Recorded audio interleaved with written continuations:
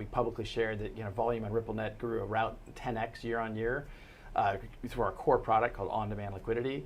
And so I remain very optimistic about the future of Ripple. And I think once we get past this, accessing the public markets is, I think, the right next step to kind of growing our business. But we want to get through the SEC, provide that clarity, and get closure on the pending lawsuit. And last month there was a headline that Ripple is also potentially looking at buying some of the assets belonging to Celsius. Where does that stand, and are you at all considering buying the business outright? Well, we are in a very strong position. We have a very strong balance sheet. I think we've publicly shared we have about $1 billion of cash on the balance sheet.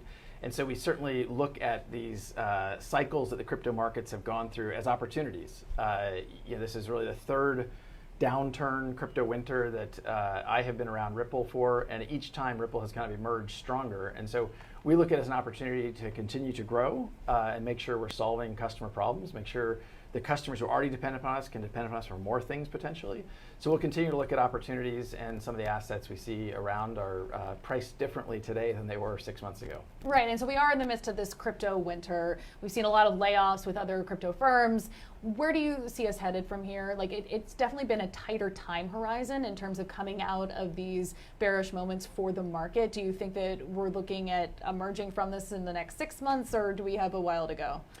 Look, I tweeted publicly, you never want to see the industry go through this, and the layoffs are painful. I think it does let people step back and really focus on building. People talk about it as crypto winter. It's like, well, it's crypto building time. It's the season to actually make sure you're solving a problem.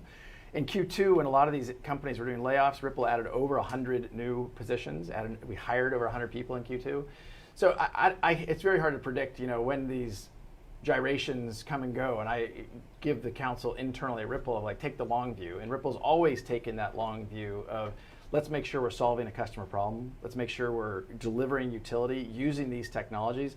And the reason why we use XRP is because it is the most efficient for payments. It is extremely fast, extremely low cost, and it works really, really well for a cross-border payment solution.